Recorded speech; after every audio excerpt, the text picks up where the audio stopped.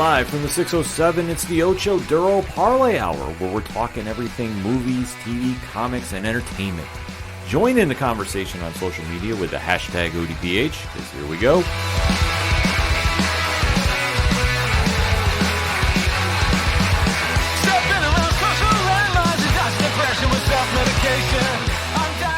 Welcome back for another edition of the ODPH podcast, better known as the Ocho Duro Parlay Hour. What is going on, everybody? Thank you so much for joining us this week.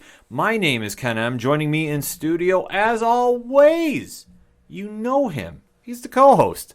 His name is Padawan J. Hello, hello, hello. Folks, we have a lot to discuss in the land of movies, TV, comics, and entertainment, so definitely join in the conversation on social media. You can find all our accounts and so much more at OchoDuroParlayHour.com, and always remember to use the hashtag ODPH.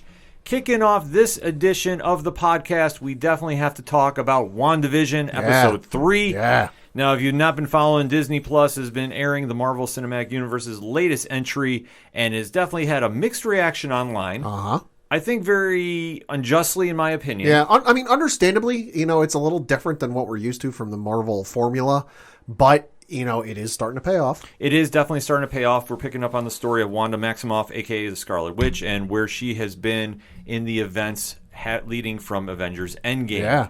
So we know that the Vision is back. They are now in a city called Westview. Yep. And where everything is taking place, it is not as it appears to be. No. That we start off in the 1950s for the first episode, we jump to the 60s for the second, Yep. And there's seeming to be more cracks in the foundation of the world that we are seeing.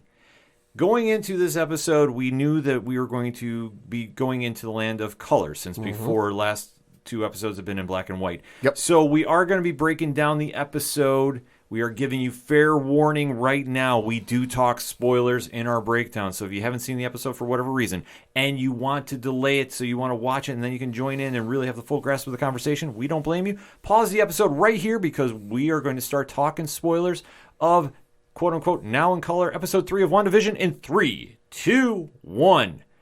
Pad, what did you think? I thought it was a really great episode that admittedly I didn't understand it fully for what it was. I was like, oh, that's a good episode. Admittedly, watched it as soon as I got up Friday morning. So that was like 5:30 in the morning. Watched it, was still half asleep. So I watched it, took it in. I was like, oh, okay, that was wild. Watched it later in the day. And that's when I kind of started to fully grasp and fully understand what was going on. And when I went, oh, holy shit, this just got great. Business picked up, if we can use that wrestling term. Business is a booming. Because as we now jump into the 70s and through the land of television, we are now in the land of Technicolor. So paying homage to the Brady Bunch. Brady Bunch, Partridge Family. There was a lot of those vibes into it. I mean, especially the intro, which I kept on hearing, Dream of Sleep. Whatever the song. Like, it was just clicking in. I'm like, oh, man, here we go. And the Vision with long hair was throwing me off. That was awesome. I got to admit, Paul Bettany was definitely living it up. But as we jump into the happy couple, Wanda's pregnancy has definitely taken flight. That's using a term mildly. I'm curious, if you've seen the episode and you are a female who has had the wonderful joy of becoming a mother, how would you feel if you went through Wanda's experience? Let us know. Hashtag ODPH. I'm just curious. Yeah, that was definitely a trip to say the least, because where we saw in the last episode, she had just become pregnant.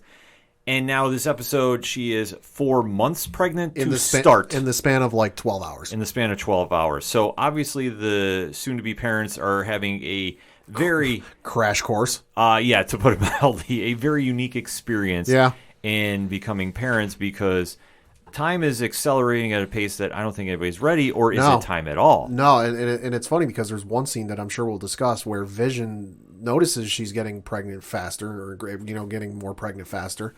The baby is growing, and being the android with a basically super mega computer in his head that he tries standing there calculating. All right, when's this baby going to be born? He goes, oh, it should be born by what did he say? Like afternoon by Friday afternoon or something like that. Yeah, it was something crazy. Like that. And then because of reasons, that didn't work out. No, it definitely didn't. That he was definitely trying to work with the doctor, Dr. Nielsen. Yep. About, okay, what is going on here, and it just was not adding up. So he's already kind of sensed that something is going on in this world. Yeah. And as we see, Wanda is just acting like nothing is wrong per se. Well, she's in that motherly phase. Right, which I get from that aspect, but it's like you also have to kind of sense, okay, time is moving at a very awkward pace here. A very fast forward, and you don't have that time to break. Yeah. So while they're sitting there figuring out the baby's name, which they're going back and forth between Billy and Tommy, wonder why, we see that she is slowly but surely getting everything ready, but contractions are picking up. Yeah. And then during this time period, she is going into labor. Yeah. So we've already accelerated this aspect tremendously. Which, within the span of like maybe, because we're now, the only time we're sure of is that 12 hours have passed since the end of the last episode where they realized she was pregnant to this. We don't know how much time has passed before. I would imagine maybe a couple minutes, couple hours. Mm-hmm. But she's already gone from, oh, hey, she's pregnant. What did the doctor say at the beginning? She's 4 months along? She's 4 months along. 4 months along. She's gone from the 4 months phase. She completely skipped the morning sickness phase, which I'm sure every mother who's ever gone through pregnancy would love to skip. Mm-hmm. Gets through that and is in the nesting phase. So I think that's part of the reason why Vision's like, all right, we got to figure this out. We got to get stuff ready. We got to do this, got to do that. And she's just in that, like he says it when he's reading from, the parenting guide or what book or whatever it is, that, mothers, when they're expecting and they hit a certain point, they want to nest and they just want to clean. That's what she's doing. She doesn't care about anything else. She's just like, oh, I'm going to be a mom. Let's clean. Right. So as she's trying to get domesticated, so to speak, about this, Vision is frantically trying to figure out what's going on. And like I say, he's going to go get the doctor who's apparently going on vacation. Yeah. To his knowledge, but he's also having the idea of something is not right from a little instance that happened prior to. Yeah. That's lingering in the back of his head. And that is involving his neighbor Herb and Agnes. And I gotta admit, I'm not gonna lie, no disrespect to David Payton who plays Herb. I thought that was Craig Robinson. Yeah. I was like, is that Craig Robinson? And then I looked it up on IMDb. I'm like, oh, it's not. It's David Payton. Okay. Yes. David Payton has definitely tried getting his comedic timing down a little bit for this. So, and obviously trying to be, you want to say the fish out of water here because he aced that in spades. Oh, absolutely. Because I mean, the first time we see him this episode, he's sawing a goddamn wall. Yes. Like he's supposed to be trimming the hedges and he's using a hedge trimmer, but it's going into the wall. Yeah, it was absolutely wild to see him do this. And at first, I don't know about you, but I saw that and I'm like, oh, is this an instance of, the system breaking or, the walls, proverbial walls cracking? Because that's what it seems like. Right. And that was a good metaphor that you picked up on because I was saying he was doing that. Because what I was trying to say is what he was getting his comedic timing down is he's playing the wacky neighbor next door. Yeah. And he's trying to like brush it off like, hey, nothing's happening. Don't mind this. And yet again, we have an instance where something doesn't feel right and Vision's picking up on it. Yeah. And then a little later in the episode, too, he sees that Herb is talking with Agnes, and Herb is trying to let out that something is not right. Right. And he's really trying to say this, but Agnes is preventing She's him. like, nope. Yeah. Like if she was on the other side of the wall, she would have stomped on his foot just to stop him from saying something. Yeah, it was very cool to see how they were going back and forth because Vision is picking up on all of this. Like he's mentally recording this. I mean, obviously being a robot, he can do this. Right. But you see Herb is like really trying to get like the help signal out. Yeah. And Agnes is blocking it because she knows something's going to happen if that happens. So they haven't touched upon that detail, but with all of this going in, Vision's mind is all over the place. Yeah. They can't focus because he's going to become a father. Oh, sure. And then suddenly he's got this lurk in the back of his head that something is not right with his neighbors. And like I say, they were playing up the whole comedic aspect of the neighbors next door that you see in the 70s television that would play into factor here. I mean, you can't help but wonder, this is now the second time in the series that we've seen Vision knows something's not right. Now, obviously, the first time was when, the beekeeper showed up and Wanda went rewind time. So he didn't remember that. Now, you have to wonder if this isn't going to add up after a while. And going off of the time rewind thing, we did see that again in the episode. Wanda did rewind time. It wasn't as abrupt or as overtly stated. There wasn't like a whole rewind VCR effect put on, but like there was still that whole, I forget when it happened, but something was said. She blinked and like it was like an Bewitched, I Dream a Genie type of blink and time rewind. So she did it again. So you can't help but wonder if this isn't going to add up and come crashing down. Well, I thought Dre put it well. Shout out to Dre. That it looked like your video glitched. Yes. And thus had to do the rewind. So they were very subtle about that this week. So I definitely want to give them some props about that. Because during all this time, it's been so frantic about Wanda and the upcoming pregnancy that you really got sidetracked of like, okay, what's really going on here? And that's one thing the show has done very well. The bait and switch tactic. Yeah. That Wanda is portraying this world as, oh, it's perfect and nothing's wrong with it. Yeah. And Vision is slowly but surely picking up that something's not right. Like I said, the instance with Herb is another case. And then the rewind, because he just figures out, wait, something doesn't feel right. Wanda catches it and hits the reset. Yep. So it's a very cool like back and forth that they're doing, that she's hiding something from Vision, but she's not saying what. Right. But during this time, Vision goes and is going to get the doctor, and then we have Geraldine come to the house as well. So she is there during the labor as well. Yep. That she is trying to help, but she's also trying to tell her story to Wanda about her day.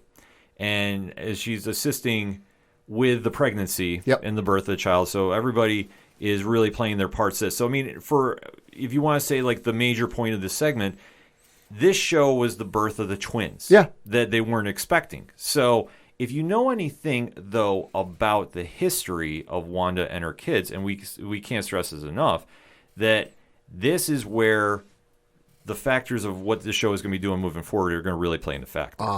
Because now we have Wanda's kids involved in the show. Right. And to me, it's one of those things like you see with, some of the Star Wars animated series where it seems like a filler episode. It seems like, oh, this is just, doesn't really mean much. It's not going to tie in much.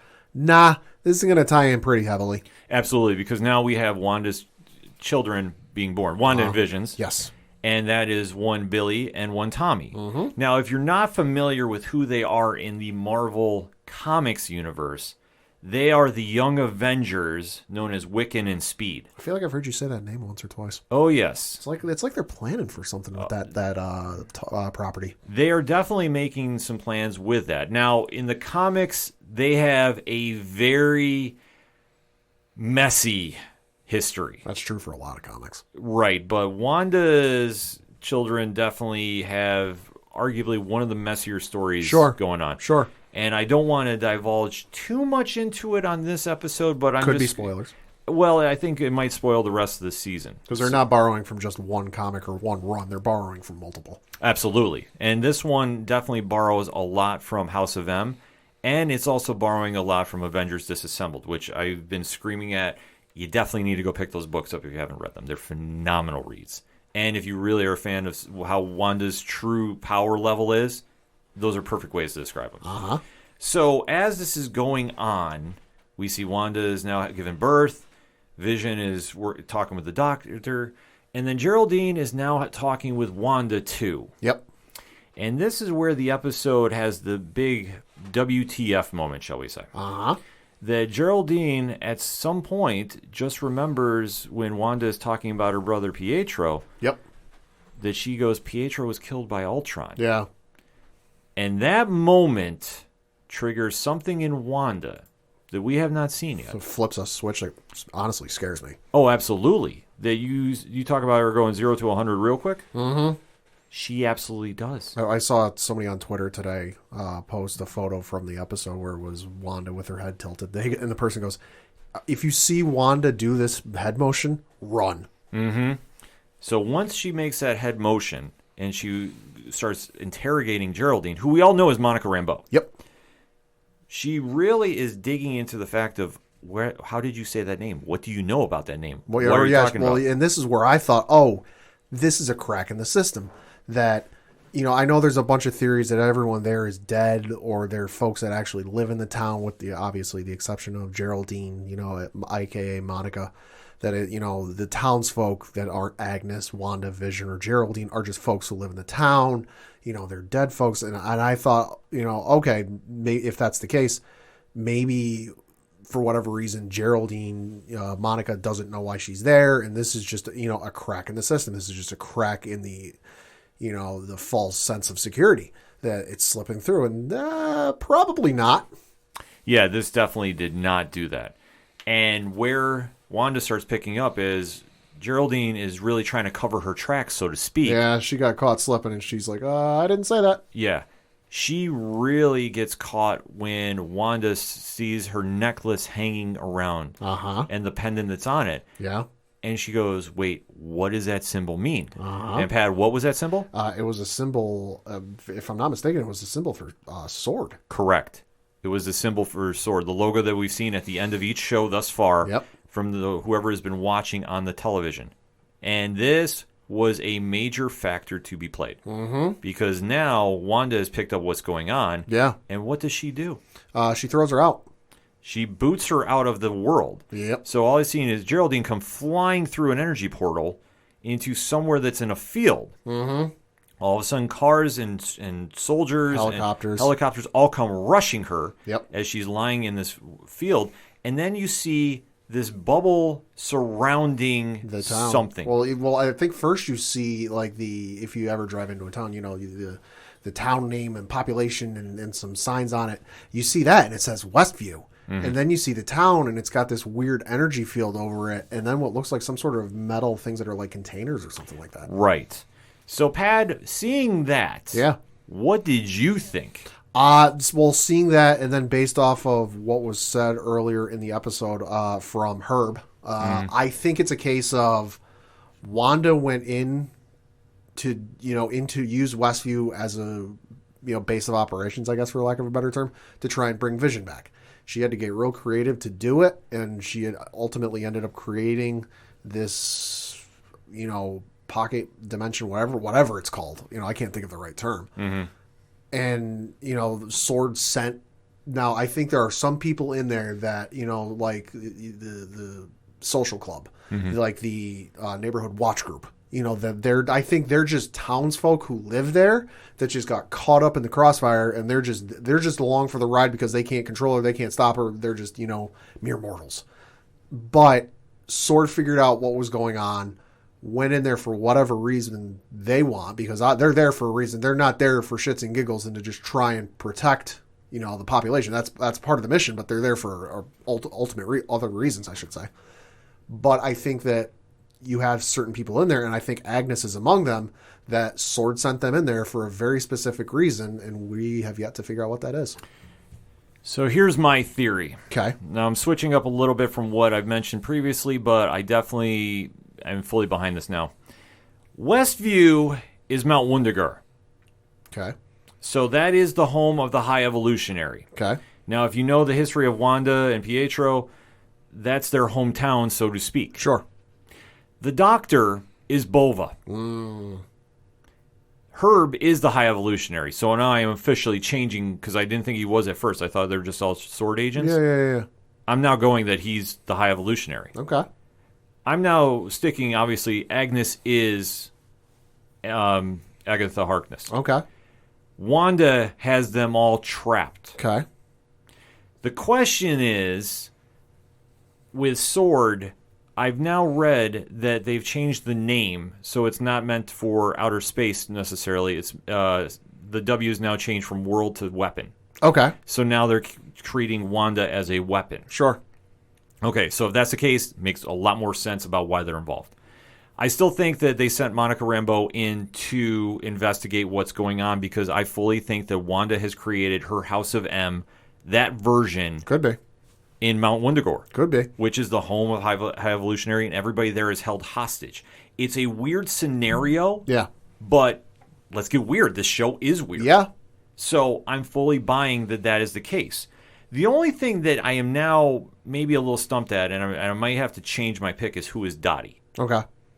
Now, Dottie, I've said, has been Maria Hill, and it still might be, because if we're talking about a possible takeover of a town, right, she might be in there as well. But if she's the one that's ruling the roost, I don't think necessarily it might be her now. Maybe. I know that I've read online a few places that they think it's Arcana, who is the magical member of one Squadron Supreme. Right.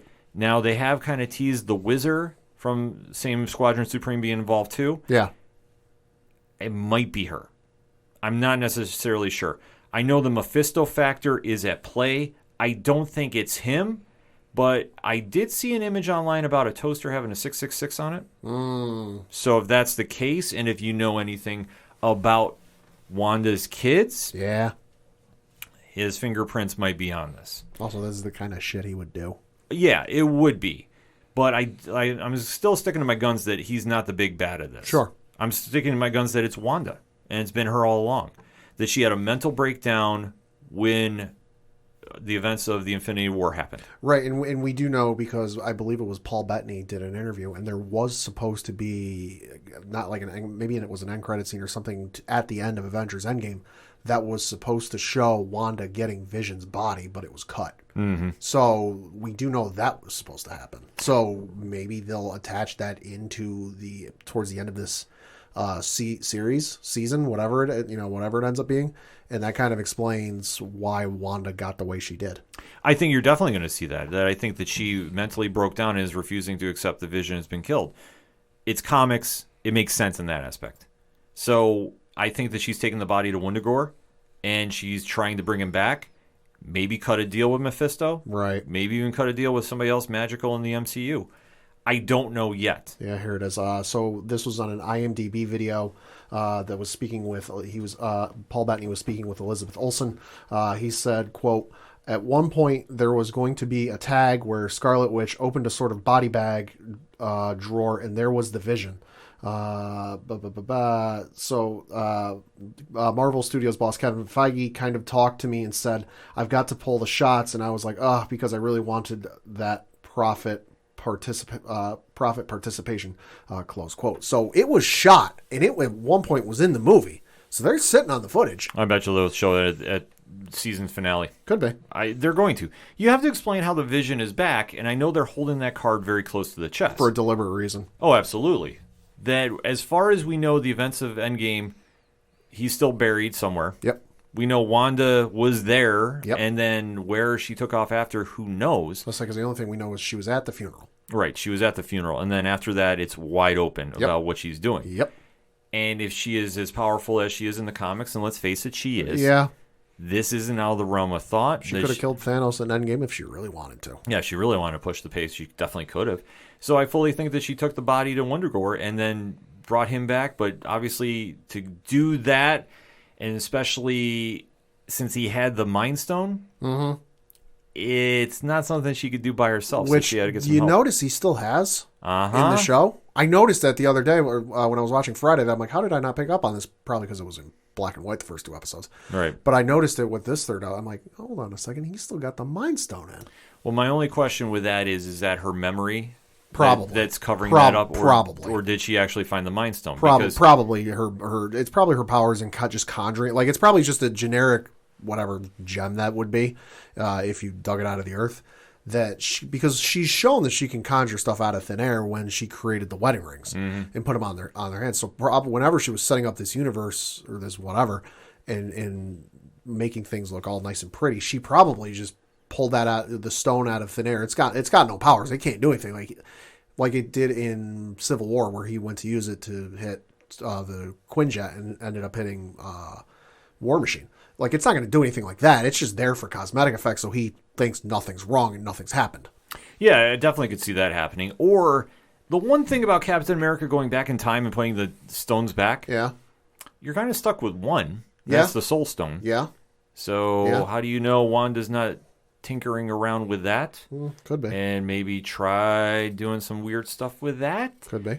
Because obviously, as far as we know, Gamora is not back. Neither is Black Widow. Yeah. So, well, there's a Gamora there, just not their Gamora. Right. So it's a little tricky about how that stone plays out. Yeah. So that being said, we got a lot more questions going into this. That definitely the payoff is there. If you've been a long-time Avengers reader, you know an idea what's coming. If you're somebody that's only watching the movies, you're very, very confused at what's happening. Can we talk real quick about the potential Agents of S.H.I.E.L.D.? I was just going to get to that, too, about the commercial. Why don't you break it down for us? So the commercial in this episode was for a soap, and specifically Hydra soap. Yep. And if you're an Agents of S.H.I.E.L.D., if you're not an Agents of S.H.I.E.L.D. fan, you might have gone, oh, okay, Hydra soap. If you're an Agents of S.H.I.E.L.D. fan that has seen all of the seasons, you went, ooh, hold on a second, because if you remember back to, I forget what season it was, it was the Mainframe. Where the team got pulled into this computer program. For those of you who haven't seen the show, the team gets pulled into this computer program where it's an alternate universe. Hydra has control of the Triskelion. They running things. S.H.I.E.L.D's no longer a thing. They're outlawed type of deal. And they're kind of having to come to terms with that. And Agent Coulson is a school teacher who isn't falling under the sway of anything and kind of feels something's wrong. And his theory is that Hydra has a soap that is brainwashing people to do Hydra's bidding. Hydra soap. Is a very cool throwback. So once again, Agents of S.H.I.E.L.D. is part of the MCU. Goddamn right it is. Don't want to hear this nonsense. It's not. And another little fun fact is going to go on with this. Okay. So obviously they reference Agents of S.H.I.E.L.D. Uh-huh. Who is the head of Agents of S.H.I.E.L.D.? Coulson. Right. Who is the head of Squadron Supreme right now in the comics? I do not know. Phil Coulson. Ooh. That there might be a small tie-in per se that he is connected. I shouldn't say he's the head of them. He's connected. It's a little fancy. But if Arcana is Dottie, which I'm now kind of leaning she might be, but it's kind of a weird play just because of magic. If a character is not Maria Hill, because it has to be a figure of power that Wanda is feeling either threatened to or trying to appease. Right. So I'm not sure exactly how it's going to play out just there. But if it is Arcana, they've already kind of did that light Wizard Easter egg. Yeah. And obviously, if you know anything about the Wizard, there is kind of a loose connection to like a plot line in WandaVision's history. It's there. It would make sense. Yeah. Maybe to have a little Phil Coulson. I'm kind of pipe dreaming a little bit. But we just got to kind of see because there's some more dots put on the table. Mm-hmm. Either way, this episode definitely was the big moment we've been waiting for, that the twins are now in the MCU. Tommy and Billy are there. How their story plays out, if you know the comics, it's let's get weird times 1,000. But overall, Pad, final thoughts on this episode. Great episode that admittedly took a couple to viewings to fully understand what was going on, but man, oh man, is it starting to get going. Yeah, you can definitely see what the play is going to be. The Wanda is the true villain of this show. Maybe not her own doing, but she definitely is, because she has now set up shop somewhere, and S.W.O.R.D. is definitely keeping an eye on her. We saw that they already kind of tipped their hand with one Monica Rambeau being in that universe, but now she's out after it was kind of basically figured out that she knew more than she was letting on, and obviously tipping her hat about Pietro and Ultron definitely was the tipping point for Wanda to kick her out. Because if anybody is trying to question what she's doing, you notice how they're getting wiped away very easily. Uh-huh. So that is going to play a new factor into the show as we come into the next episode, because now I almost wonder if Wanda's going to be in this one as much as it's going to be the backstory of how Monica Rambeau was tied into this. Could be. I think that we'll get a little more backstory about Monica this episode coming up this week instead of being so Wanda-focused. Just my early prediction, but definitely let me know what you think. Hit us up on that hashtag ODPH. Now in color, episode 3 of WandaVision. Let us know what you thought. We're going to take a quick break. We'll be right back. Looking for a new podcast? Check out the Infectious Groove Podcast. My name is Russ, and I host the show along with Michelle and Kyle. Every Monday, the three of us bring you music news and tell you our jammy jams, so you'll always have new music to check out. The Infectious Groove Podcast discusses music from nearly every decade and genre while openly displaying our passion for music you need to hear. On top of that, we have a thought-provoking main topic of discussion every week to get you thinking, discussing, and sharing music. We also include interviews with the music stars of yesterday, today, and tomorrow. Find us on Facebook, Twitter, Instagram, and all major podcast platforms. Subscribe and listen to the Infectious Groove Podcast on your favorite podcast platform today. Back for segment number 2 on this edition of the ODPH podcast, and it is movie trailer time. Thank God finally for this one. Holy shit. Uh-huh. And I don't like swearing that much, but holy shit. Uh-huh. We were given a gift this week for a movie that should be watched on a big screen if we can, but if we can't... Should be watched in an IMAX theater. Yeah, if you can definitely handle that, but we're going to be getting it in March of 2021, HBO Max. March 26th, I want to say? Yes. And that is one Godzilla versus King Kong. Uh-huh. Holy... The fight to end all fights. So we are going to be breaking down this trailer and kind of give you our thoughts about this, because we are very excited about this movie. Yeah, we are. And obviously, this is your big popcorn fight battle, because if you have ever watched a monster movie, and let's face it, you probably have at some point in your life. Yeah. King Kong and Godzilla are the two that have always been like, what if they got together and fought? Even fought a couple times in some of the older Japanese movies, if I'm not mistaken. Right, in some of the older classics. But now, with the gift of modern technology and CGI, we need to see it on the big screen. This is going to be like, I can't even think of an equivalent. This would be like Superman and then like some equivalent from Marvel just decided to tear shit up and just not care and just start fighting each other. If they wanted to borrow from the Marvel vs. DC series from the late 90s, early 2000s, there would be Hulk. Okay, yeah, no, exactly. This would be like if you got Hulk and Superman together in a fight to the proverbial death, and they didn't have to care about who got hurt. Yeah, so you know what? Actually, I'd much rather see instead Superman versus Thor. Ooh, that'd be good. I definitely need to see that at some point. And because during this trailer, we kind of see King Kong wielding Mjolnir. Yeah, that's what it looks like. Or at some point. I got to give a shout out to JVD for pointing that out on Twitter. This trailer starts off, though, we got to get to the breakdown, is it starts off with some kind of espionage moving. Yeah, there's some parts. There's some explosions going on. So clearly at the start of it, and holy shit, I just noticed something else with this trailer that we'll get to in a minute. They're really not trying to hide this. Wow. There's some explosions, like shit's hitting the fan sideways. And then it cuts to a scene in the ocean where you've got a couple aircraft carriers, and this is like Navy level. This is what I was saying. This was the espionage part that stuck out to me. Like the quick destruction was kind of like expected. So I didn't really it's a Godzilla movie. You know what's coming. Yeah, like that didn't really stick out, but this kind of definitely did, though. Yeah, no. So it looks like you got a couple destroyers, couple cruisers, aircraft carriers, and a helicopter. And lo and behold, we see something that is worth at least familiar with if you've ever seen a King Kong movie. At least the familiar story of people go to the island, they meet the King Kong. Oh, look at this! Let's bring him back to New York and show him off to the world. So they put him on a ship. So at least from this, it's like, oh, they're borrowing aspects from the King Kong story, because as we remember from the most recent King Kong iteration, it wasn't that. Mm-hmm. It was a completely new story, which thank you, I loved.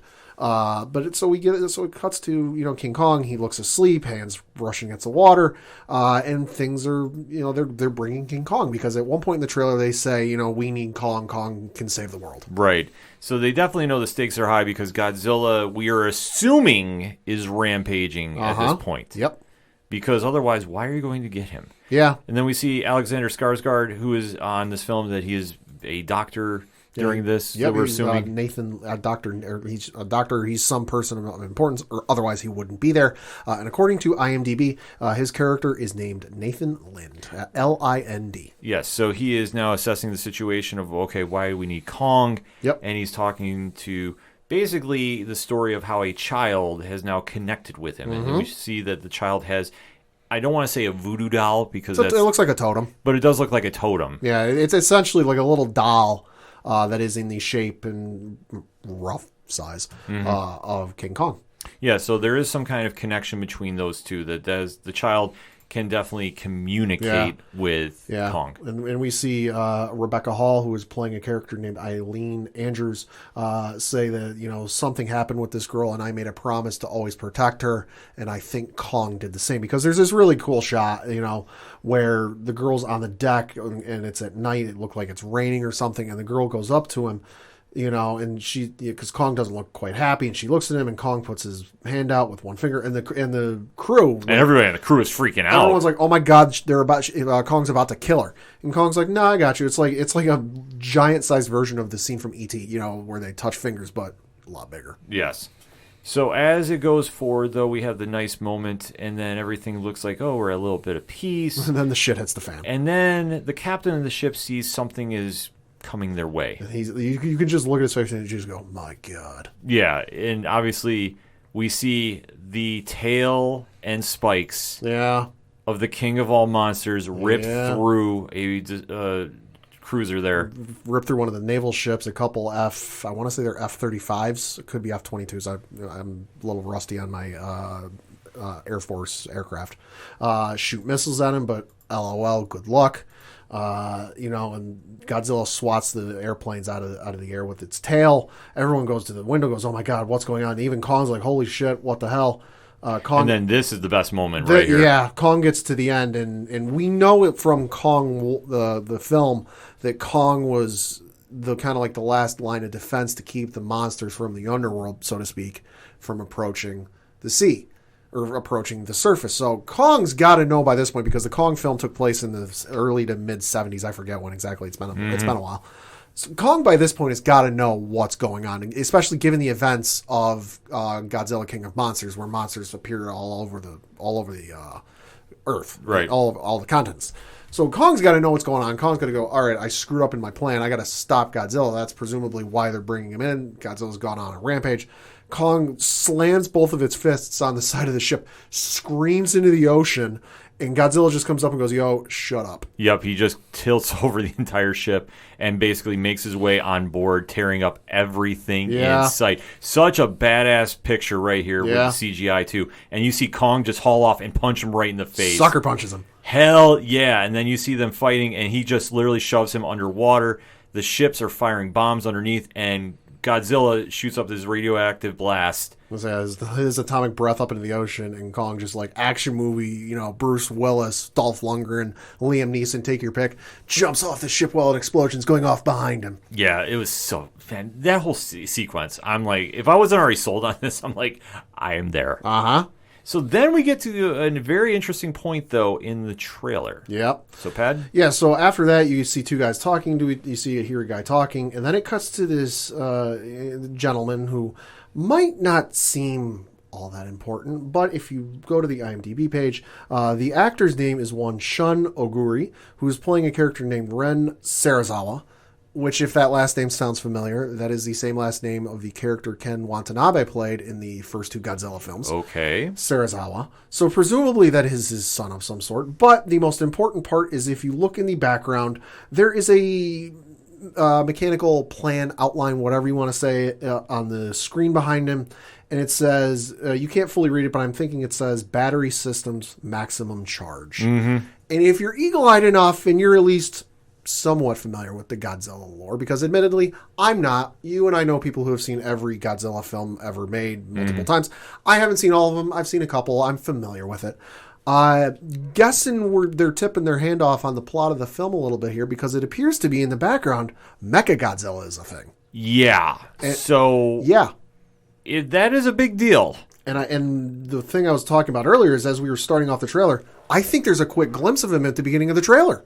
If I can just roll it back, and I'm doing this live on the show because I didn't know. We just watched the trailer, and I didn't notice it when we were rewatching it, but when we were kind of going through, I noticed it quick. It's right at the beginning. Explosions going off. It's right when, if you watch the trailer, it's right. Yep, there it is. Right when the people are running down into the subway or underground. Well-placed Easter egg. Good eyes, Pat. I'm slowing it. You can, if you go to YouTube on your desktop, you can slow the playback down to about 0.25, and you can see it. If you watch very carefully, that's not regular Godzilla. That there's lights attached to that. Yo. So they're tipping their hand off at the plot a little bit here, because destruction's going on around the world. One would think that, it's a giant lizard.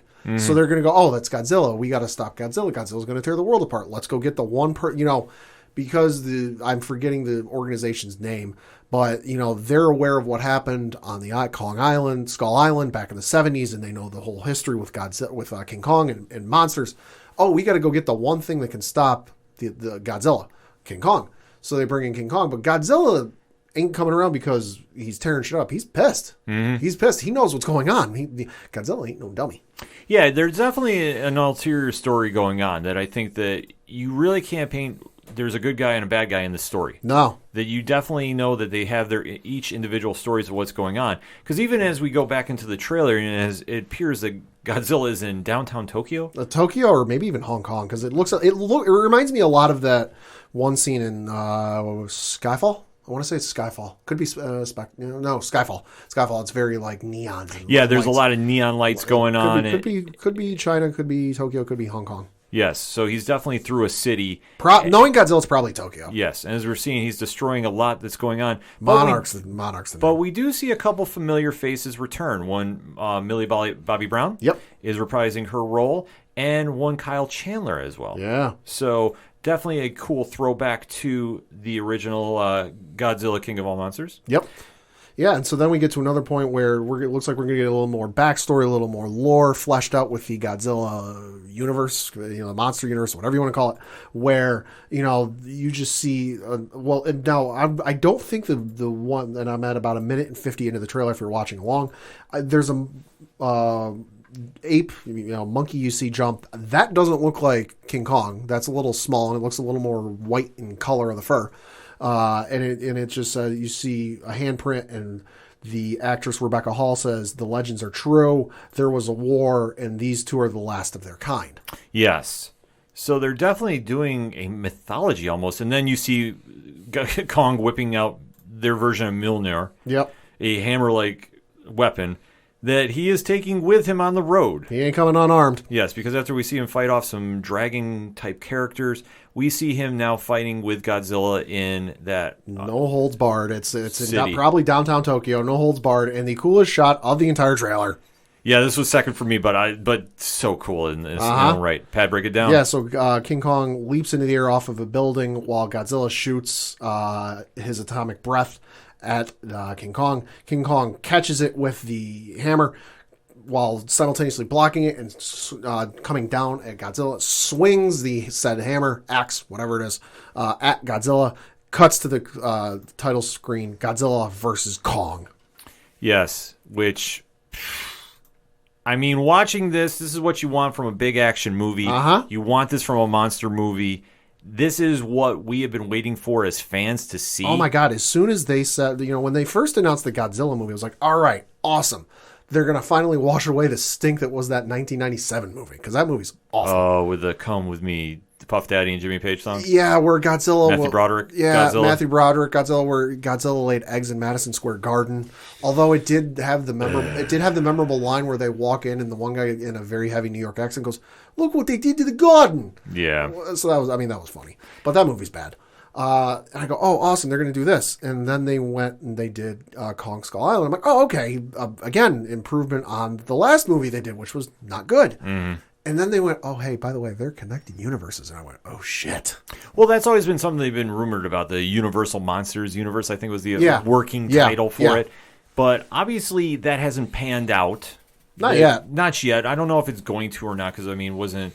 The Mummy was supposed to be connected with them too, and I think that was a whole. No, I think that was a separate universe. Yeah, no, they were supposed to do some sort of giant monster type of universe thing with this. But this one is definitely what we've been waiting to see. I mean, obviously these are your two iconic characters of the universe. I mean, everybody else is a side character, so yeah. Even if you've never seen prior to Kong Skull Island or even the 2005 Peter Jackson film, I had never seen a King Kong movie, but I still knew who he was, because that shot from the early movies with him on the Empire State Building holding the woman and swinging his fist at the planes, it's so iconic. Yeah. And the same for Godzilla. You don't know, before the 97 film, I didn't know who he was, but I still heard of him. Yeah, it's very interesting to see how this is reacting, because so far fans have been jumping at this. Oh my God, yeah, no, it was real good. But it definitely will catch you no matter what. Like, even if you just go to a movie theater, like if you're lucky enough that you are able to go to one right now, going and seeing these kind of movies stand out. These are meant for the big screen. Oh yeah. Now, obviously, everything going on in the world, we don't have that luxury. However, we get to see this on the small screen, and it still delivers. Even if we're watching on a laptop right now, you still have that big fight feel, that big action sequences. Yeah. They delivered on this trailer. Like, this was something... absolutely. And this was one that once they moved... Because I forget when it was supposed to come out. It was supposed to come out in April or something like that, and it got moved up 2 weeks. Which, when they announced that, I'm like, oh, okay. We're going to need more than some promotional images off of the various HBO Max ads that they've been running, and a couple of promo images. I'm like, we're going to need something of substance. And that's when it got announced on Friday or Saturday last week. I forget when. That they're like, oh, hey, we're going to drop a trailer on Sunday. My immediate reaction was, oh, they're going to drop it during one of the NFL football games. Thank God they didn't, because they dropped it at like noon Eastern, 9 a.m. Pacific. I'm like, oh, sweet. I don't got to wait, 9 hours to see this damn thing. Yeah, they definitely played it right, because obviously we were expecting to see that late night. Yeah. But they kicked it off perfectly. And also, when's the last time you saw a trailer drop on a Sunday? That's rare. Civil War? Maybe. Could be. I don't know. And I got to say, when's the last time you saw a trailer drop on a Sunday that wasn't Super Bowl? Oh, that's true. I feel like I got to add that addendum, because that happens Super Bowl every year, but on an average Sunday. I'll give you that. No, but to see this actually come to fruition, I mean, Yeah. this delivered on all fronts. And like Absolutely. I say, to see that they were going to do a shared universe, and you are right, and I stand corrected about the Mummy, because I thought for some reason they were going to try making him into a life-size, gigantic character. Oh, don't give him any ideas. Well, Tom Cruise was connected to it, so I mean, weird Yeah. stuff could happen. So Yeah. It's Hollywood. This is true. They're going to do something with this, but to see the two heavyweights finally get in the ring and Oh my duke God, it out, Yeah. this is going to be fun. It is going to be good. Now, I seriously, like Ken said, if you have theaters open in your area where you can safely go. Yeah. As somebody who saw the 2015, the one with Bryan Cranston, I saw that film in IMAX. If you have an IMAX theater open near you that is showing this film, and you have not seen an IMAX movie or you have not experienced the Godzilla film in IMAX before, do it. The first time in the 2015 Godzilla film that Godzilla did the full-blooded roar, my chair shook. That, like, not for me jumping up and down, leaning back and forth, going, oh my God, yeah, awesome. No, I was sitting still and my chair shook like I was on a roller coaster. Godzilla films in IMAX. IMAX films are awesome as is, just with the size and the sound and the this and the that. But Godzilla films just add such another layer to it that's amazing. Well, that's the whole thing about it, because monster movies are supposed to take you out of that realm of realism and just blow you away because of the destruction that happens. I mean, that's the wild thing about this. That you get the liberty to do it, and especially with how CGI is these days. Yeah, that's true. I mean, you get them in an IMAX, and look how they tear everything apart. I mean, it's perfect. And for the monster verse, see, that's what was throwing me off. Because there's Universal Monsters, and then Monster Verse. Right. So, like I said, I stand corrected. Plus, I don't want to see Tom Cruise as the Mummy running around. No. Can you imagine him trying to wrestle Godzilla? He'd probably have it in his contract that he could win. Yeah, he definitely would. Gotta think happy thoughts. Like that trailer, because you know what?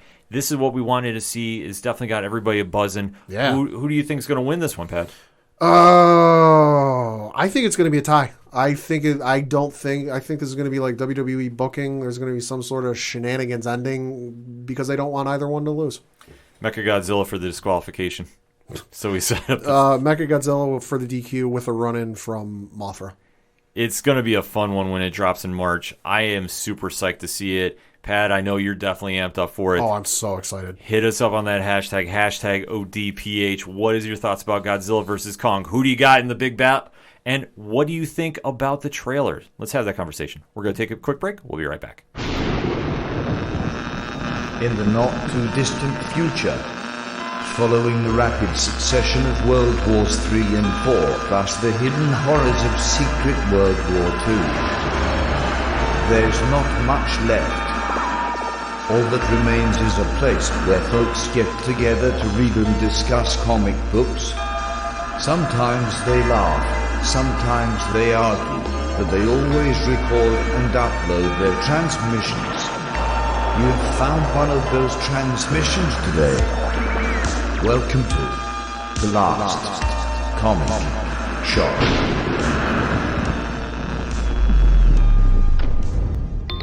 Rate, review, and subscribe to our weekly comic book reviews on all the major podcasting platforms at www.lastcomicshoppodcast.com.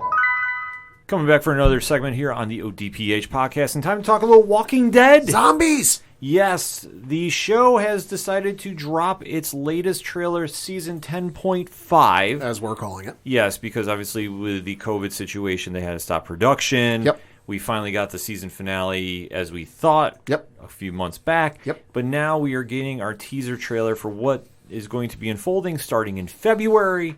So we are going to be talking some spoilers, trying to break down what is going on. So, Pad, take it away. Yeah, so the trailer starts off kind of innocently enough.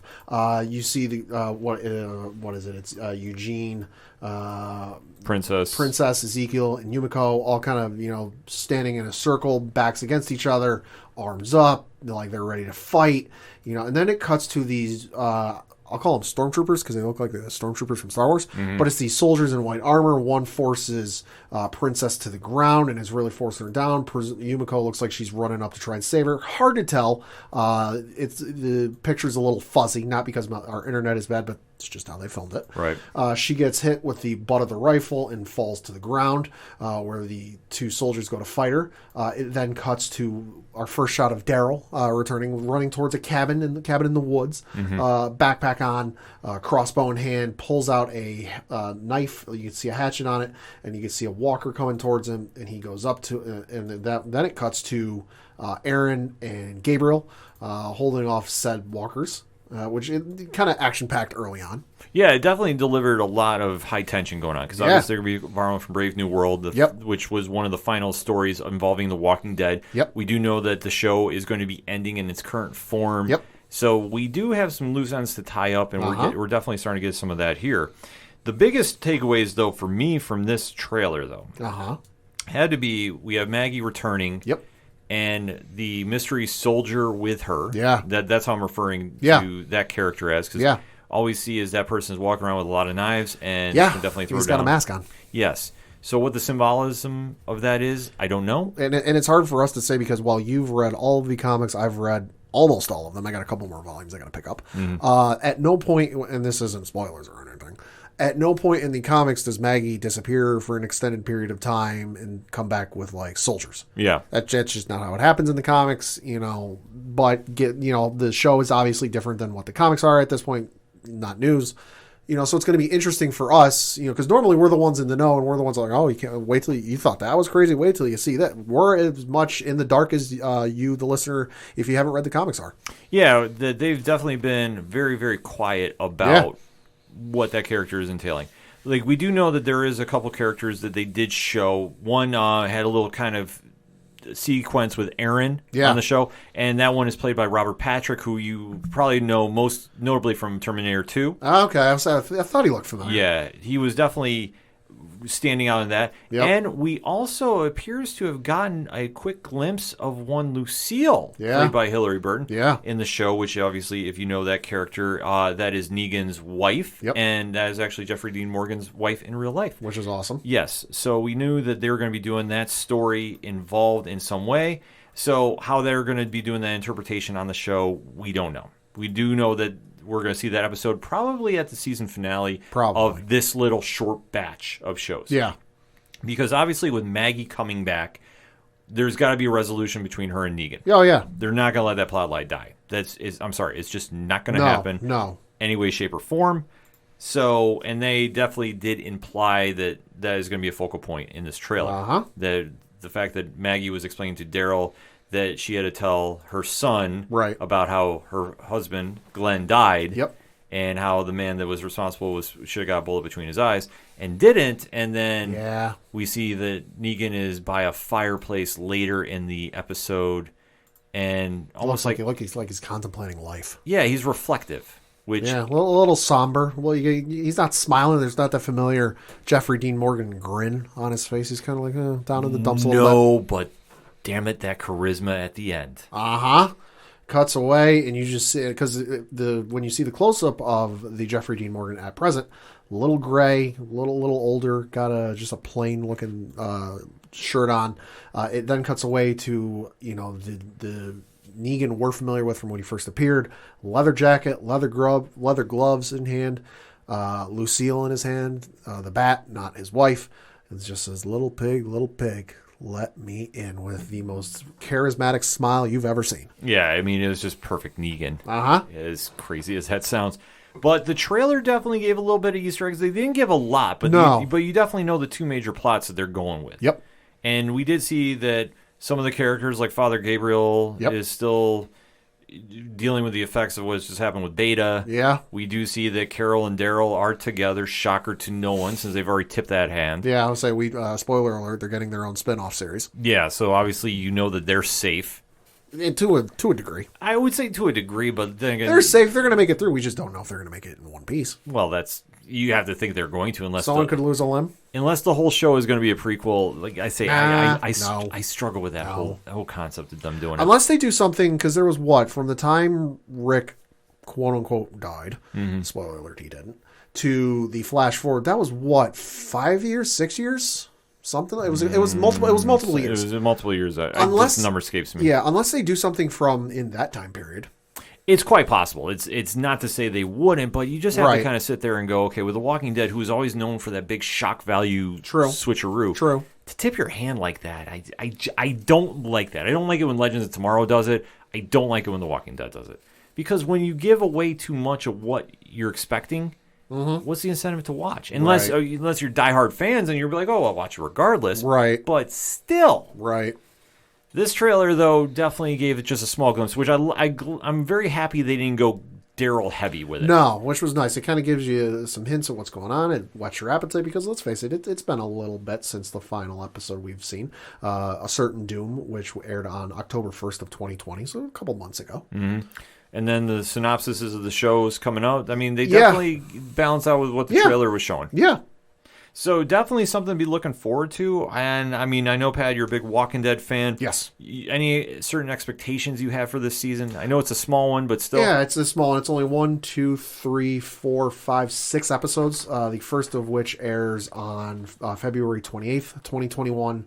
And the final episode airs on April 4th, 2021. I'm expecting tie up some threads from the last part of the season because IMDb is listing them as add-ons to the 10th season. I know that they've said it's add-ons to the 10th season. I'm calling it season 10.5 just because it feels weird. Works for me. It feels weird for us to have talked about the season 10 finale, but hey, there's more episodes. It's 10.5 because it's not 11, it's not 10. I'm expecting some plot threads to get tied off, maybe a little bit more than what they would have done. I'm also expecting them to start planting some seeds and doing some more long builds or better builds, I would say, for the next big bad to turn up. Because Alpha's gone, Beta's gone, the Whispers are gone. You might have some flare-ups now and then where somebody tries stupidly to attack them, but I would imagine that we start getting that kind of like seeds and planting of who's coming next. Well, Brave New World will tip some of that off. Like, I don't want to go deep spoiling about that because I want to see how the story is going to play out on the show right now. But the soldiers that you see that look like stormtroopers are going to definitely play a factor moving forward. Just how much, we don't know, but for what this trailer gave, it definitely has me wondering a lot of stuff. Yeah, I'm excited for it. Yeah, I'm more excited about the Negan story because that's going to be good. Because that one definitely needs to play out, Yeah. and we have to figure out what's going to happen there. So that's the major driving point for me about this trailer. But overall, it did what typical Walking Dead trailers do. Didn't give away too much. Definitely gave an insight of what to expect this year. I'm expecting for our 10.5 season a lot of Maggie, a lot of Negan. Yeah. And that's not a bad thing. And a lot of, and I'm guessing high tensions because something tells me she's not going to be okay with him walking around. No way. Well, obviously, knowing their history, there's no way they should. I'm just curious of how the show is going to take that story. Yeah. That's what I want to see. Yeah.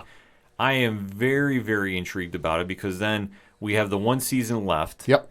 We know it's going to, well, it's technically 2 seasons, but it's 1 season officially. Yeah, we'll just call it 1 season for that. Yeah. We do know that Fear the Walking Dead is coming back. Yep. And Fear, like I said, was the biggest surprise I think I've watched from the Walking Dead universe in many, many moons. I gotta admit, I'm getting an urge to rewatch the previous seasons of Walking Dead. Not gonna lie, I haven't done it in a while. Haven't done that, but I'll tell you what, jump in on Fear. Okay. Jump in on Fear first, and then let me know, because I know I gave away some spoilers, but I'm telling you, this past season was one of the best ones they've done. You know, a little misstep here and there, but nothing overall to what we've seen. We know that Worlds Beyond is coming back for whatever reason, and I'm sorry. For me, it just feels like a long, drawn-out prequel to the Rick Grimes movie. That's pretty much what it is. Which is fine. Like I said, I kind of gave up. I just couldn't take it. I'm just sorry. Yeah. I'm a cup of Java. But for the flagship show, let's see how they send it off, and obviously the return comes this February. So hit us up on that hashtag ODPH. What is your thoughts about The Walking Dead? Are you excited to see it return in February? Are you not? And what's your thoughts on the trailer?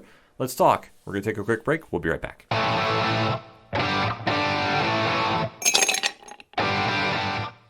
I am Christy. And I'm Leighton. And together we are Married Mash, a podcast on a couple's guide to whiskey tasting. Give us a listen as we try not only a whiskey, but branch out into new adventures, like cooking with whiskey, various cocktails, Delish.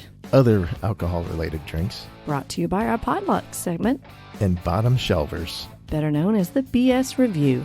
Then we'll try a new whiskey we haven't had before. Will we clink it? Or will we sink it? Listen for our weekly episodes on Anchor, Spotify, iHeartRadio, or wherever you listen to your podcasts. And remember, Always drink responsibly. indeed.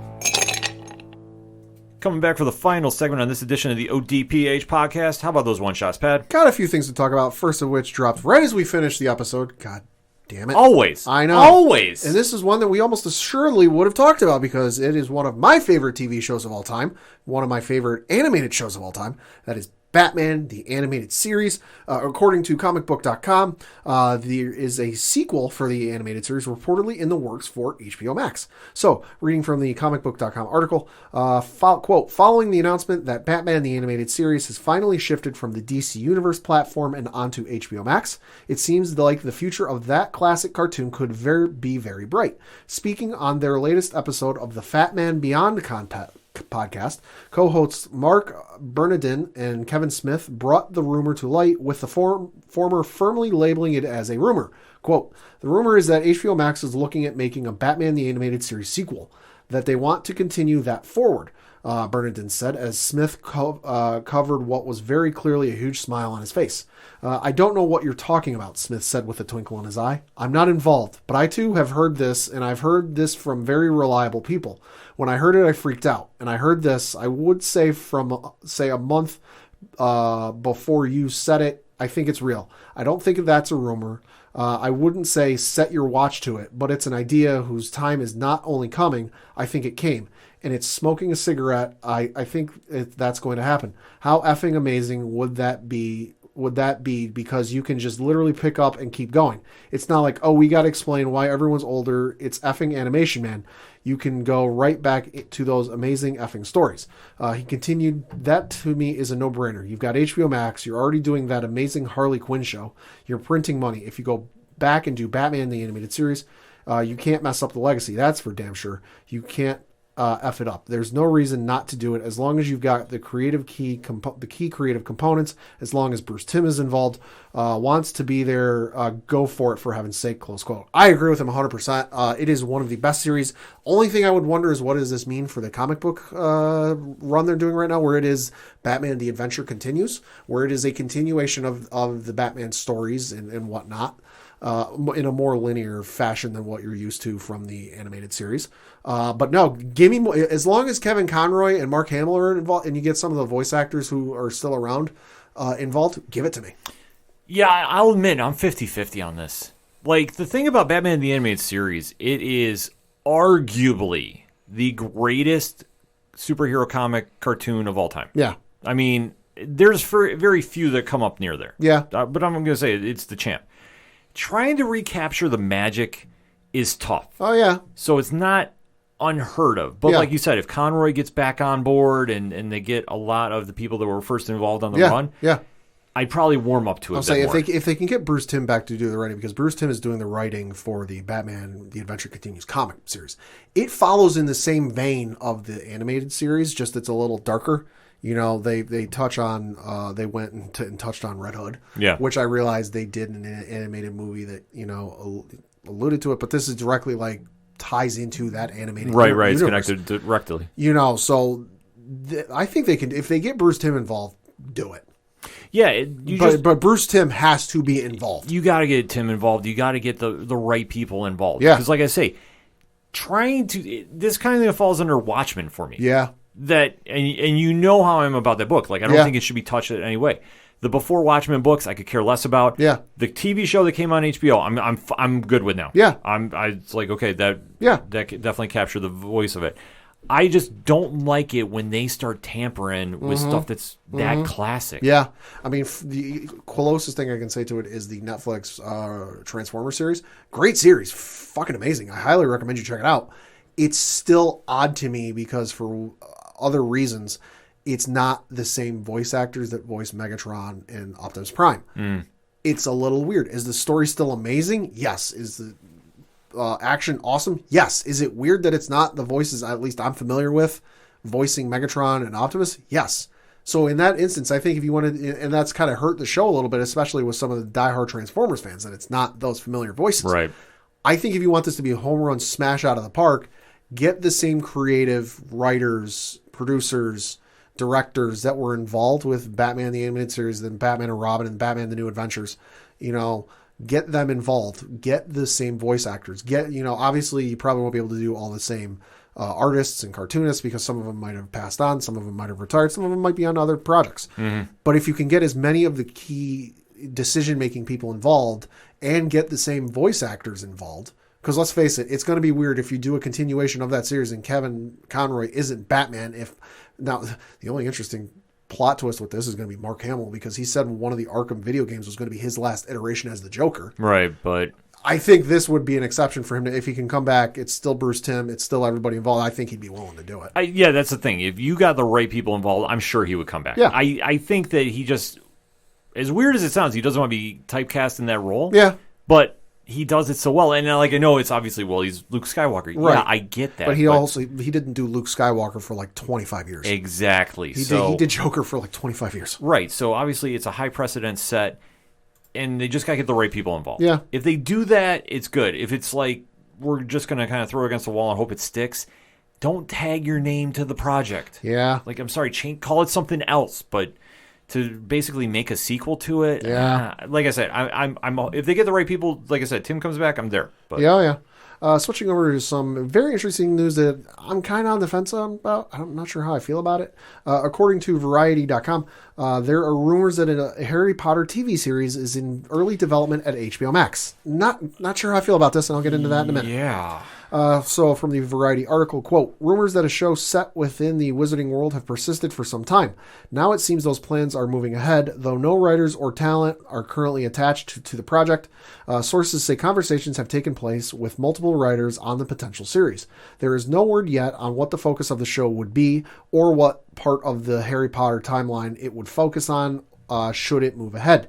Quote, there are no Harry Potter series in development at the studio or on the streaming platform, Warner Brothers and HBO Max said in a statement to Variety, though multiple sources have confirmed that the project is in the very early stages.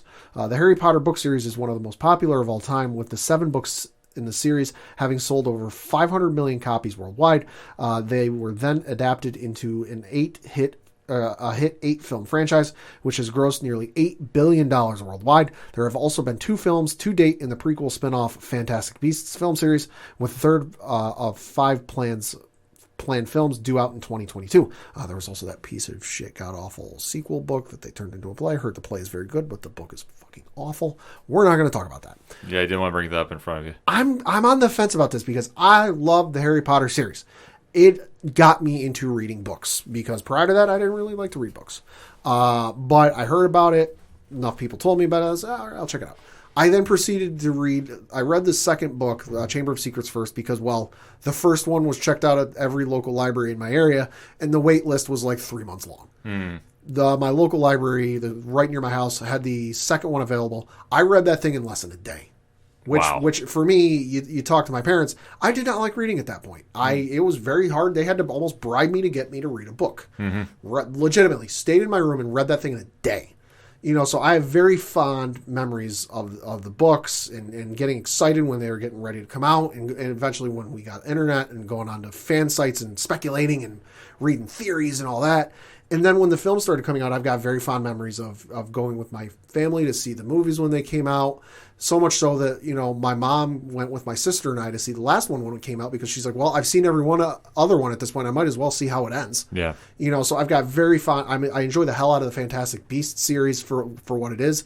It's no Harry Potter, but I don't treat it as such. It's a separate story. It's set before. I'm intrigued to see where it goes. I'm on the fence because I know people have wanted to see a Harry Potter series for a long time. I know the popular fan wish is that, they do an HBO style series where every episode is a chapter of the books, and good God, that would take forever. Yeah. And so that leaves in every detail and nothing's got, that would be cool. But if they do something, don't set it with the characters we know. Don't. Yeah, you got to follow the same playbook the Mandalorian did. Yeah, carve a new niche. Do something that's maybe set in the same time as the upcoming video game, where it's set in the 1800s. Go back even further. Set something up so that you're not tying your hands with, we have to, because Fantastic Beasts series, as great as that is, if you know anything about the history or the lore of Harry Potter, you know where that has to end. You know where that has to go. You know where Dumbledore has to end up. You know where Grindelwald's character has to end up. You know how that's going to end. Yeah. do something else, do something separate, loose of tie-ins, loose affiliations, maybe a little hint at something down the line or just a little seed planted for something down the road. Don't do it, The only thing I would maybe like is something with Harry's parents, Lily and James, while they were at school. Yeah, that would be something. I'd be okay with that. Yeah, do something away from the characters we've seen in the movies. Like I said, you can do this. Mandalorian has set the precedent. Yeah. So if you're good with just really being creative, then run with it. But if you're just trying to, like I say, if you're trying to recreate the magic, no pun intended. Yeah. It's such a hit or miss. Yeah. And if you miss, you stain the franchise. Uh-huh. Like, I'm sorry. And for Harry Potter, it's one of those passionate fan bases like Pat talked about. They literally close your eyes, throw a dart at a calendar, and if you hit a weekend, odds are there's a Harry Potter film going to be on. Yeah. Like, it's just absolutely wild to see how this thing has just exploded and grown to where it is. Yeah. But now It's almost approaching 30 years of being a thing. Yeah. Like, I realize that's probably about 5, 6, 7 years away, but we're quickly approaching it being a thing for like 30 years. right. So to touch that legacy, I would steer away from it unless you did something original. Yeah. So Moving on, this one caught me by surprise, and I gotta say, I'm a little bit excited for this. You remember the game Knights of the Old Republic? I remember hearing about it. Yeah, so this was a game made by the folks over at EA Games and BioWare. It was an RPG game. I think I played this. Okay. Yeah, it came out on PC. I think it was out on Xbox as well. Yeah, like for a quick hiccup. Yeah, it was set well before the movies, prequel, or original trilogy, and it followed the characters Revan and Malik in the first one, and then the second one was a continuation of that story. A lot of fun. I remember getting the second one for my birthday one year. That son of a bitch came with 6 discs. Oh, jeez. And because this was around early 2000s, so I want to say like 2002, 2003, 2004, somewhere in there, PCs were not what they were today, and the PC we had at that point was not anywhere near, looking back, it was not anywhere near enough what we had to play it reasonably. Right. We had to clear off half of the stuff off of the PC just so I could play the darn thing. Jesus. But it's a great game that a lot of fans hold in a lot of high regards, myself included. It's a great game. A lot of fun. A lot of fans have wanted Knights of the Old Republic 3 to happen for a while, and at one point fans thought that was going to happen, but that ended up not being true. It was the Old Republic, which is the MMO game that you can play online. Played that a little bit too. That's not bad. But according to an article from IGN.com, a new Star Wars Knights of the Old Republic game is reportedly in the works, and it is not being developed by EA and BioWare, the studio behind the original game. As reported by VGC, and I got to give a shout out to my buddy Jordan Mason at Cinelinx. He reported this like probably about a year ago. This latest rumor comes courtesy of the credited Star Wars insider Bespin Bulletin, who spoke on a recent BOB, the podcast episode about this project that is said to be in development outside of EA, and that, quote, "will never guess who the studio is that's making this game. Amongst my digging, I heard there is a Knights of the Old Republic project in development somewhere. I talked to a couple people, and I also found out that Jason Schreier said that it's not with EA and will never guess who the studio is that's making this game," close quote. So, yeah, this is going to be very interesting. Bloomberg's Jason Schreier has previously spoken on the potential of a Knights of the Old Republic project, both on Reset Era and Twitter, and his words echo Bespin Bulletin's comment.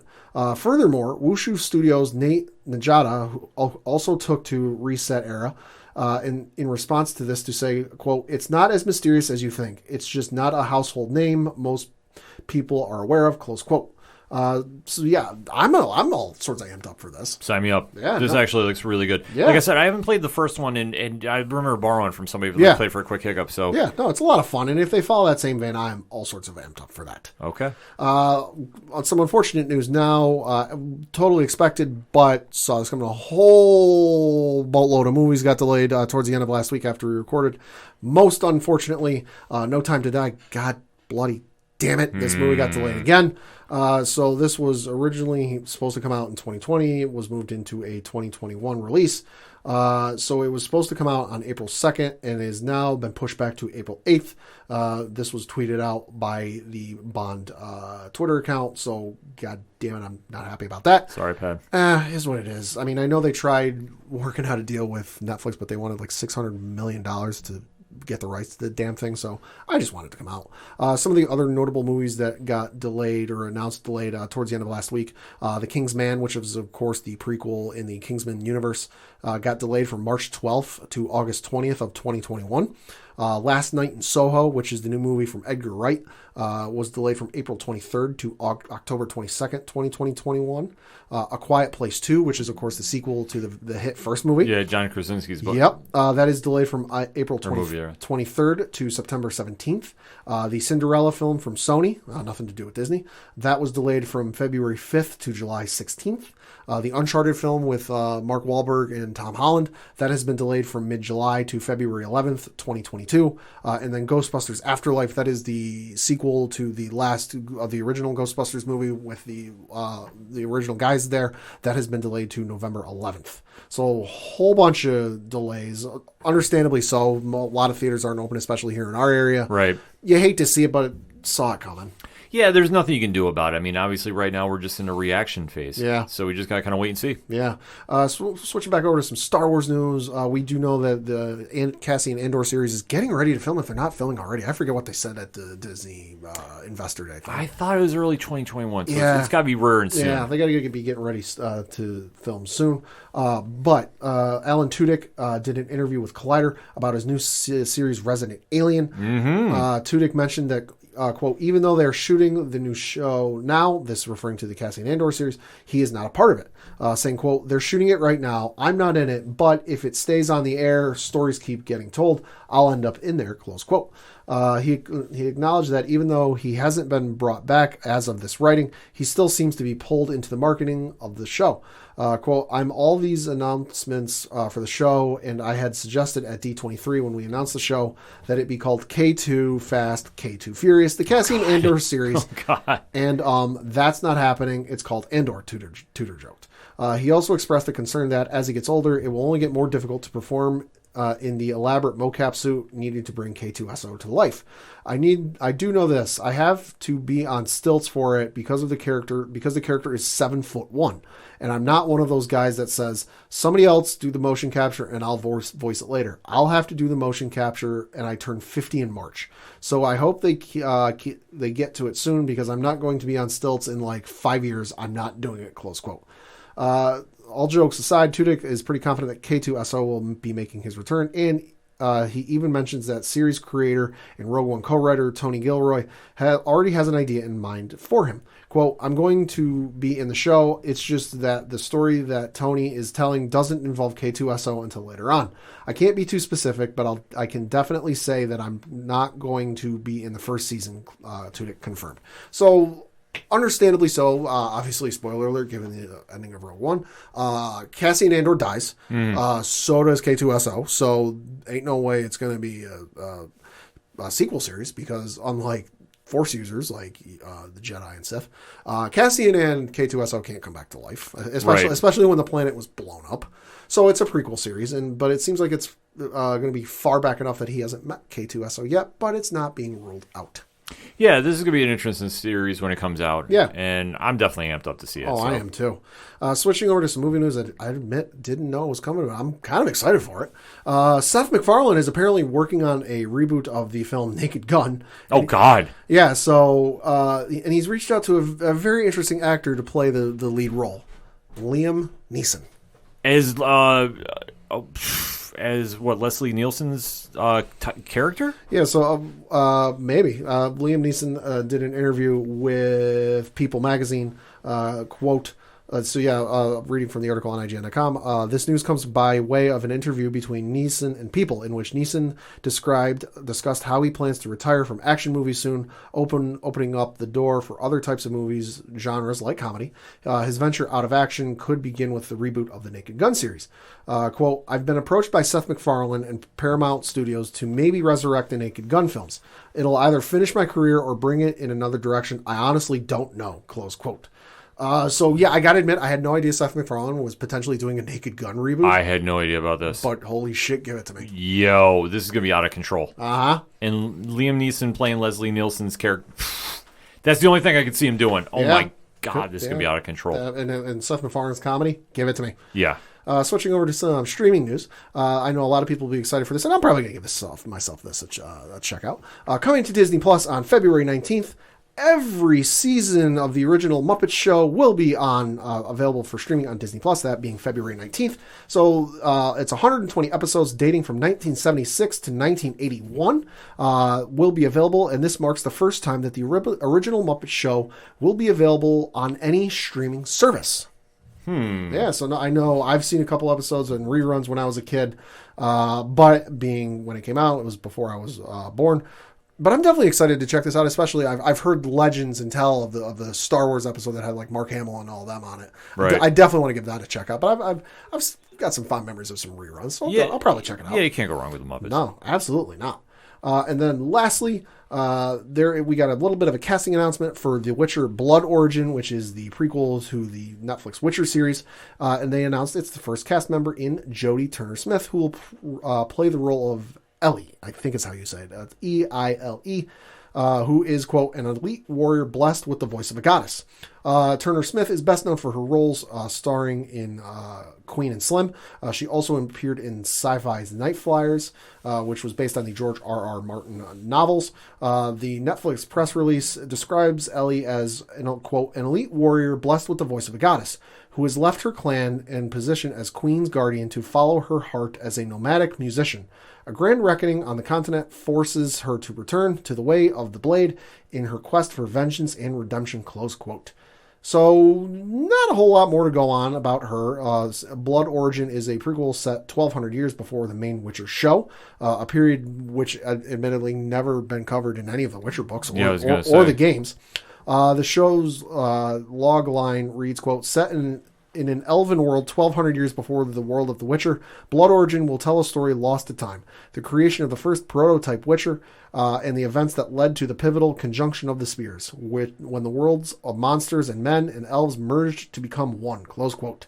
It is being developed by the original series showrunner Lauren Schmidt-Hissrich and Declan DeBarra, who wrote the season 1 episode of Banquets, Bastards, and Burials, and will comprise 6 episodes. No release date yet on the series. Not sure if I don't think they're even filming yet. They're just announcing casting. But season 2 is in the middle of filming, or they're paused filming. I know they're doing something with it. I know it's in production, so like it's in production. I think that season 2, if they're not starting soon, if they're not already starting, it's very, very soon. It could possibly be next week or so. Yeah, and I also know there's an anime adaptation of The Witcher in some form coming. So a lot of Witcher goodness coming. Yeah, the anime one is throwing me a curveball. I'm trying to wrap my head around that one, but hey, if they get the same studio that did like the Castlevania and then the Blood of Zeus to do it, I'm sold. Give it to me. Exactly. So for my one shots, a quick tour of the DCCW. Okay. Because Batwoman has come back, and just kind of give a little synopsis of what's going on. They have explained about how they wrote out Kate Kane, played by Ruby Rose. Okay. Javissa Leslie, who's taken over as the role as Ryan Wilder. Mm-hmm. The first episodes she's been great in. I don't really struggle with it too much. I know that they're still borrowing a lot from the Bat universe, because obviously they have introduced Hush into the show, and obviously they are still tying up the loose ends from her and Alice as well. So there's still some moving parts. I'm going to do another rewatch of it, because I kind of left them going, okay, I wasn't blown away, but I wasn't I got to stay away from this. Yeah. So Batwoman is back on the air, so definitely check it out. If you haven't, hit me up on that hashtag. Let me know what your thoughts of this first 2 episodes of the Javissa Leslie era is going for you. Yeah. Because definitely want to have the conversation. Got to catch up on that. Yeah, no, I think that I got high hopes for this. Okay. I really do. That's good. From what I've seen so far, it's like it's got some potential, but they're still doing that whole origin. You know, how it takes a little while to get going on with the new character. So, so I think that's kind of holding me back a little bit. But like I said, I'm still sticking with it.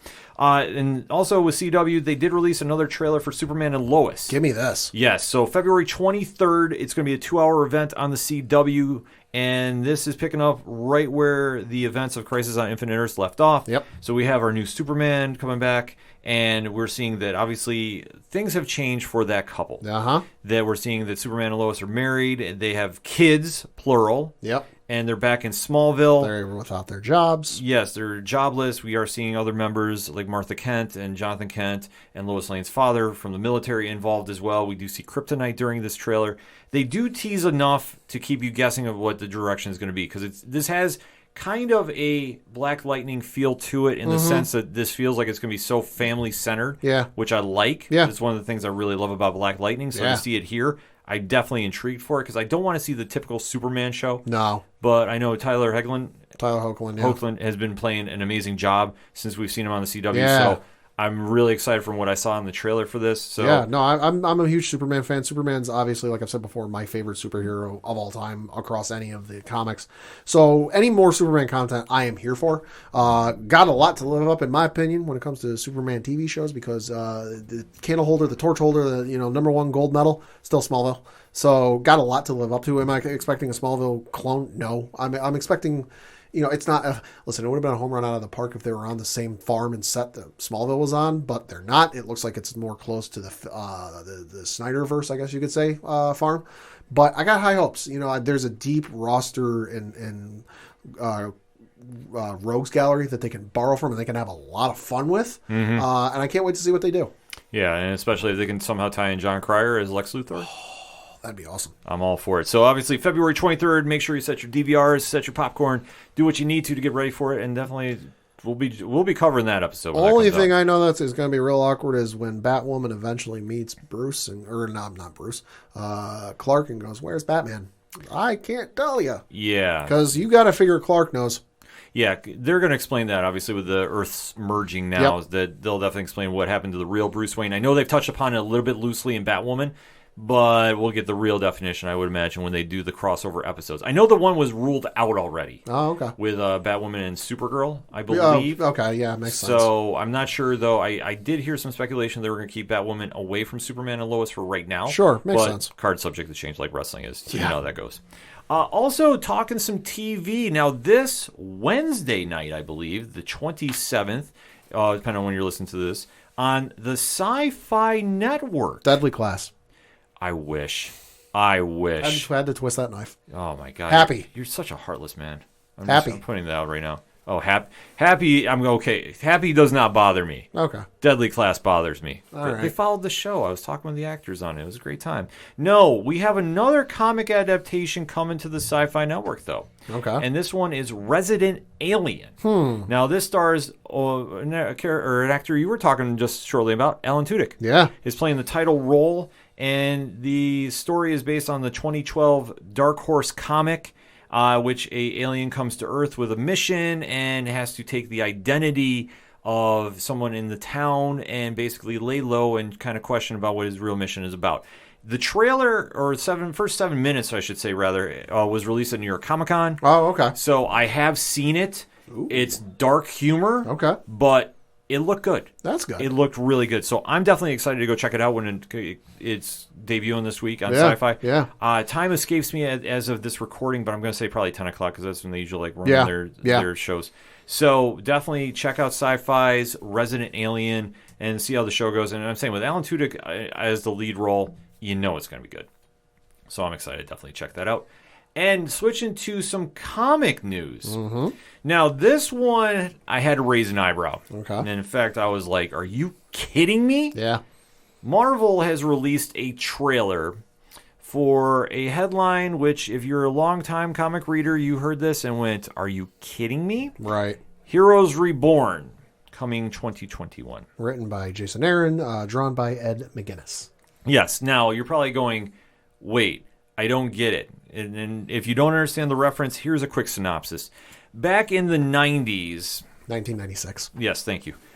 Marvel was pretty much dominated by the X-Men line. The Avengers and Fantastic Four were very much second thoughts. Just fans weren't connecting with them. The X-Men had all the biggest names on the books. So to shake things up, during the Onslaught crossover, which, take it for what it is, the X-Men and Fantastic Four disappeared and were presumed dead from the 616 universe.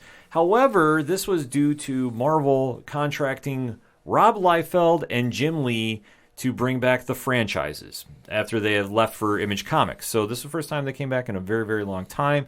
Fans were excited, and they did their versions of Fantastic Four and Iron Man. That was under the Jim Lee Wildstorm banner. Jim Lee was drawing Fantastic Four, whilst Porticio was drawing Iron Man. You know him from Wetworks along with Uncanny X-Men. Rob Liefeld was doing Cap and the Avengers, and you can always see that one picture of the ginormous chest on Captain America. And yeah, Very mixed reaction. It only lasted 12 issues, and then they came back to the Marvel 616 universe as it was revealed that Franklin Richards had them in a pocket universe, if memory serves me right. So obviously, when this got released, I immediately went, what is going on? Right. So we did see the trailer, and the synopsis goes that the events coming out of the Enter the Phoenix storyline, Right, which is the current line they're doing. right, is going to basically wipe away the Avengers from the 616 universe. Huh.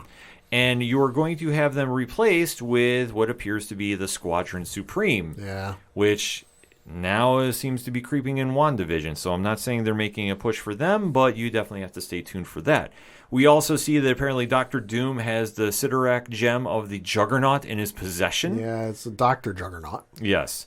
And where we go from here is going to be anybody's guess. Now, I trust Jason Aaron. I think he's definitely earned the benefit of the doubt when it comes to events like this. Right. His track record with Thor speaks for itself.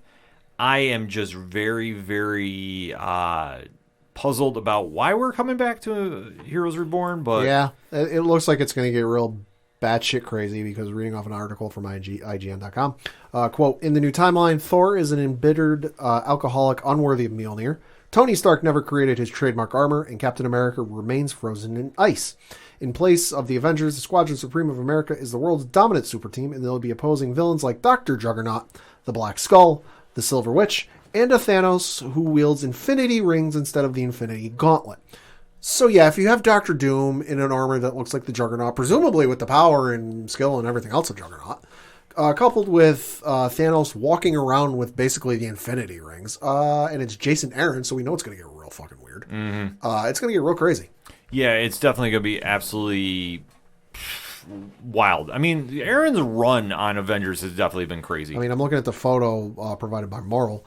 It even looks like Venom's involved in this. Yeah, they definitely have tied him in with this. And like I said, they have a trailer online right now for it. So the event is supposed to kick off around April. Okay. So stay tuned for that. And like I say, I am just really interested to see why they're going to bring it back. Like, if they want to pay homage to him, sure. But kind of funny because, like I say, the whole incident going around with why Lee and Liefeld took over the books is kind of an interesting story to play. So that being said, definitely stay tuned for that. And my last comic bit of news is it has been announced on Marvel.com about a new lineup for the Guardians of the Galaxy. Oh, all so right. this April as well, Al Ewing is re-upping the deck. This is supposed to be, if you're doing the legacy numbering, the 175th issue of the Guardians of the Galaxy. Okay. So the cover, we have some familiar faces. Yeah. One Star-Lord, Yep. one Gamora, Yep. Nova. Ooh. We have Hulkling and Wiccan, and Groot. Interesting. So the synopsis kind of reads, to quote Marvel, they are soldiers, misfits, mercenaries, thieves, and a family. They were heroes, but times have changed. The galaxy no longer needs heroes, it needs superheroes. After the events of the battle with the Olympian gods, the Guardians of the Galaxy have been deputized by the Galactic Council. So new adventures call for new teammates, and the Guardians have expanded their roster like never before. So joining Star-Lord, Gamora, Rocket, and Groot will be the Young Avengers, Wiccan, and Emperor Hulkling, who we've seen just in the Empire crossover that just happened, and some surprising new teammates yet to be revealed. So, that being said, I have a major guess who they're going to bring back, and I actually talked about this on the year-end edition of Cheers to Comics. Okay. Cosmic Ghost Rider. Yo. All right. Long overdue to bring him on that team and make Let's him a get permanent real member. fucking weird. Well, we got to, because if you're going to be shifting up the deck, and obviously, ironically, with WandaVision, who comes back on the team, but Hulkling and Wiccan, Yep. who are married Yep. in the timeline. So it makes perfect sense to bring him back. If you're having Rocket here, you got to just pair him with Cosmic Ghost Rider and let him go nuts. Yeah. So, like I say, April, this book is dropping. The cover that they have on the promo art is done by Brett Booth. Always a big fan of his stuff. So definitely check that out if you're a Guardians of the Galaxy fan, and definitely hit me up in the chat. Let me know what you think of that lineup. I think it's actually pretty dope. I'm very excited to see it. Like I say, I'm always a fan of Hulkling and Wiccan. I think they're an awesome couple, so definitely see what they pull off here in the Guardians universe. Yeah. And if they're adding other members, who do you want to see added? Like, that would be the question. Yeah. So For more comic information, though, I'll always shout out our good friend Brian Wayne over at Cheers to Comics Podcast. Wednesday Pull List, Last Comic Shop. You heard their promo earlier in the show, and all the great indie ones you can find. Just hit us up at OD Parlay Hour, and I'll point you in that direction because you need to hear them before you go support your local comic shops. Always remember to do that every week. Keep them going, and especially if you got a pull list, go pick it up. Yeah. So that being said, Pat, the music you heard on this edition of the ODPH is that Shout at the Robots. You know Shout. Uh-huh. They're great people. Yes, they are. Love Shout. They have a Patreon out that you can sign up and go get merch. And they have fantastic merchandise. Where do you find out about this? OchoDuroParlayHour.com. Right on. You head on over to the ODPH website. You click on the music section. And it'll have everything you need to know going on with Shout at the Robots. Our good friend Brian Wolf from Fair City Fire doing a Wednesday concert series via his Patreon page. He will not let me put in for Nickelback. Oh, that's a shame. It's a crying shame. It's a crying shame. But you can definitely sign up and see what Brian's doing. He plays a lot of great music. Maybe if enough people suggest it, he'll do it. No, he won't. He'll probably refund the money. Darn it. There's a great story behind it that you'll have to hit up Brian to explain. You can definitely check out what's going on with our friends over at Floodland, Second Suitor, Tom Jolu. All the great music you hear on the ODPH can be found right there. Also on OchoDuroParlayHour.com, you can check out the directory, which has friends of the show, organizational links supporting Black Lives Matter, and all the amazing pod groups we were in via their Podchaser pages. Because, Pad, what is my golden rule about that? I don't know. Oh, you don't know. I was waiting for you to go Aladdin on me again this week. Did that last week. I know, he's throwing me a curveball. The rule is, if you claim that you're in a pod group and you're not on Podchaser with your group, you're not in a pod group. I'm sorry, I'm just putting that out there. So definitely want to shout out Pod Nation, the Legion Independent Podcast, Alternate Reality Radio, the aPODalypse, who you saw the pod raid today going on with Infectious Grooves Podcast. Shout out to them. And, of course, 8122 Productions and hashtag 607 Podcasts, because we definitely want to shout out our good friends over at 8122, Rich, Ron, Mike C, and hashtag Big Natty Cool, still on Twitter, Pad. Oh, boy. Yep. He's still on. He's still bringing the heat. Oh, boy. He didn't make it for the stream this past Saturday night. We were extremely bummed out about that, but definitely he will be back to face off with Coach Duffy sooner than later. So if you want to sign up for their Patreon, $1 gets you in the door, $3 gets you come see the table. Anything else, I don't want to know about because I can't talk about Love is Scary on the air. It's fact. All of that. Links to our TeePublic store, which we are presumably having a sale this week, if memory serves me right. Okay. So definitely you want to get some ODPH swag, and I hope you do because it helps support the show. You can go there, click on, and definitely go pick up some nice items going on. And you can check out and follow the Twitch channel. All of that and so much more. Like, I could keep going on all night about it, but hey, just go to OchoDuroParlayHour.com and check it out for yourself. That's all I got for this week. So for the one and only Padawan J. Thank you. I'm your host, Ken M. Thank you, as always, for listening to the ODPH podcast, better known as the Ocho Duro Parlay Hour. See you next time.